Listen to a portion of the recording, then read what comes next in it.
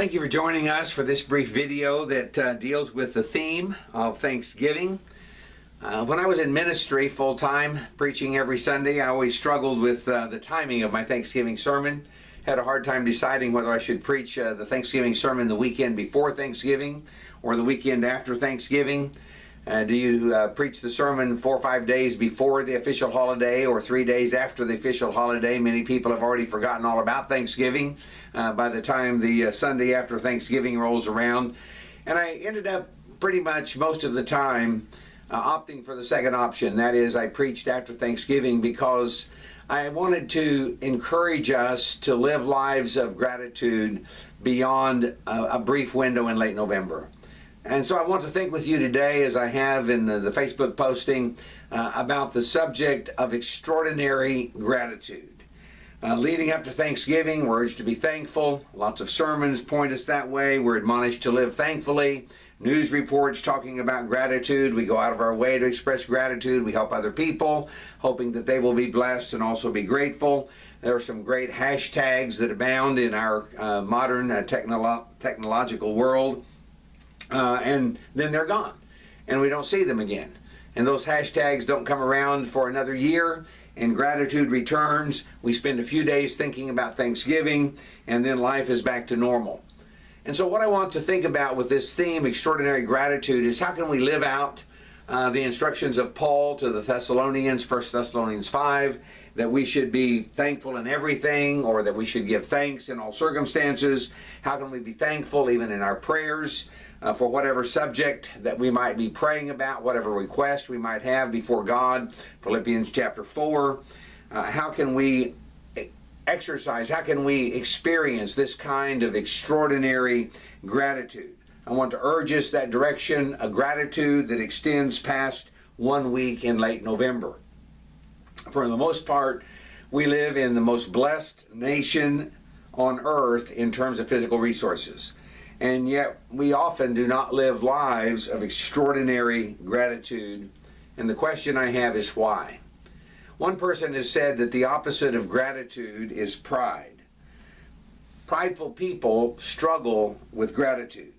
We think we do it ourselves. Independence opposes gratitude. The very act of thanksgiving acknowledges need. It acknowledges receiving. It acknowledges inability. Why did the Samaritan leper return and say thank you? What is it that keeps us from living lives of gratitude? I want to look briefly with you at Luke chapter 17, the story of the 10 who were healed of leprosy. I want to think with you about the text beginning in verse 11 of this passage. It's a brief text. I'm not going to read it with you, but simply to say that there were 10 lepers that Jesus encountered as he was traveling from Galilee to Jerusalem. He had to go through the midst of Galilee. He had to go through the midst of Samaria. We don't know how far he had advanced, but apparently he was in Samaria, where there would be Samaritans, but there would also be Jews living there. He went into a village, and as he was going into that village, 10 men approached him who had leprosy. I think we're in Samaria because at the end of chapter 18, with the story of the blind beggar receiving his sight, we are approaching Jericho. When we come to the story of Zacchaeus, the tax collector, Jesus is passing through Jericho. So I presume in chapter 17, he is traveling from Galilee to Jerusalem, and that he will eventually arrive at Jericho and then make the trek up to Jerusalem. As we look at the text of Luke chapter 17, and it may be familiar to you, there were 10 who urged Jesus to have pity on them. He saw them. He said, "Go show yourself to the priests." And as they went, they were cleansed, and one of those who was healed came back praising God, threw himself at Jesus' feet, thanked him, and he was a Samaritan. And the question of Jesus, where are the 9? Were there not 10 cleansed? Was no one found to return and give praise to God except this foreigner? And then the final wording of the text, rise and go, your faith has made you well. Christ comes to an unnamed village. he sees a customary sight, not unusual. 10 lepers who were begging, standing at a legal distance of 100 paces away, crying, "Tome, Tome, unclean, unclean." And we have not time to think about how nauseating leprosy can be as someone looks at a leper, how that the leprosy eventually ulcerates into sores. Death is inevitable, often within 2 years. Jesus, in healing these men, is also rescuing them from death. They're downtrodden, downhearted, discouraged, defeated. No one wants them. Likely they have no family, no job, no loved ones. No one can touch them. And there was a Samaritan in the group. Passing through Samaria, there was a Samaritan in the group. And Jesus encounters them and heals them. And he tells them to go to the priest, and as they're going, they are healed, and 9 do not return. To make the application in our life, I want to suggest to you 3 principles. Number 1, common blessings are commonly overlooked. The most common things of our life, the ways that God blesses us consistently, the sun, the moon, apples, fruit, good flavors, beauty, birds, flowers, family, daily routines, jobs, the challenge of each day, days that are filled with lots of the best things in life, and all of that free. Thankful for health, for family, for job, for freedom, for country, for church, for fellowship. A little boy went to visit a grouchy old man, and he asked, "What are you thankful for?" And the man said, "Nothing." And the little boy, since it was Thanksgiving Day, say, "Well, you could be thankful you're not a turkey. Things could always be worse. Things could be worse than they are." Common blessings are commonly overlooked.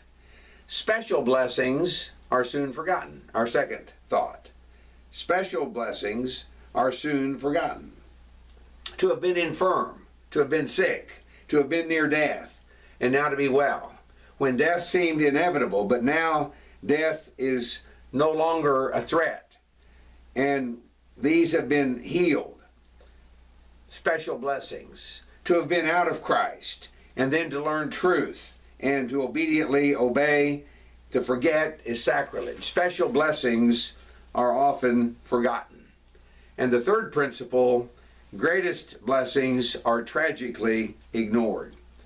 I love the text of 2 Corinthians 9 and verse 15, because the Bible reminds us of how much we have received, and that we have received it freely, that we have received it without cost, that we have received it at great cost to another, but at no cost to we ourselves. The text of 2 Corinthians chapter 9 and verse 15, which you perhaps could quote, reading it from the NIV, "Thanks be to God for his undescribable gift." Jesus has saved us from the greatest tragedy. He paid a greater price to rescue us. He saved us from tragic circumstances, and he has died for us. So what are the great blessings of your life? What are the things that are so easily overlooked? 3 principles: common blessings, commonly overlooked; special blessings, soon forgotten; the greatest blessing, tragically ignored. And having looked briefly at the text of Luke chapter 17, we come back to our thought. What can we learn? How could we develop extraordinary gratitude? How could we develop a gratitude that goes beyond 1 week of the year? What could I do that would help me develop a grateful heart, no longer prideful, no longer independent, constantly recognizing what God has done for me, trying to express in new and fresh ways, regularly and consistently, my gratitude for what God has done for us? How could I do that? And I want to leave you with 4 principles. Number 1, begin your gratitude by thinking spiritually. Begin by remembering those greatest blessings that are so often overlooked. Begin by thinking about salvation and forgiveness and strength and the gospel and the opportunity to serve. Focus on the way God has blessed your life spiritually with His presence and with His power, how that He wants to live within us, and how that Christ lives in us by faith, dwells in us by faith, and how He has given the Holy Spirit to those who obey Him. Begin by thinking spiritually. Begin your exercise in extraordinary gratitude by focusing every day on the spiritual blessings that you have received in Christ Jesus. Number two, be thankful every day in every circumstance. Develop the attitude of gratitude. Someone says, well, I can't last 365 days. I can't do this for an entire year. Okay, maybe we can't do it for the entire year, but you could do 30 days of gratitude. You could be thankful every day for something different, and you could make a list, and you could review that list, and you could be thankful for 30 days, a month of gratitude, extraordinary gratitude, every day being grateful for something different, making an extended list, and you could repeat that exercise several times during the course of the year. And so we could be thankful on a consistent basis concerning everything that God brings to us. We could pray with thanksgiving. Whatever our requests might be, we could include thanksgiving for the circumstances that have brought us to that point in life. We could begin to see that God works for good in all things, and we could be grateful for that, even when we encounter the lesser desirable things of life, that we could be thankful to God. Number three, because pride is the opposite of gratitude, let me suggest that all of us, to be grateful people, need to work on our pride. We need to come to realize that we have not gotten where we are by ourselves, that we stand on the shoulders of other people in the faith, that we are where we are because of what God has done, because of what others have done, and we could begin to work on our pride. We could begin to see our need. We could begin to understand our dependence upon others. We could begin to see our own set of weaknesses and come to realize that others have done tremendous things in order to bless us, that we are blessed because of what others have done in our lives, because of what God has done in our lives. Are we grateful? Do we even see what other people have done in our lives? Do we even see how other people have blessed us by praying for us, by encouraging us, by strengthening us, by making possible our own life in Jesus Christ? So the third principle, work on pride and ask ourselves regularly, am I grateful? And finally, number four, be thankful for something or someone that you generally take for granted.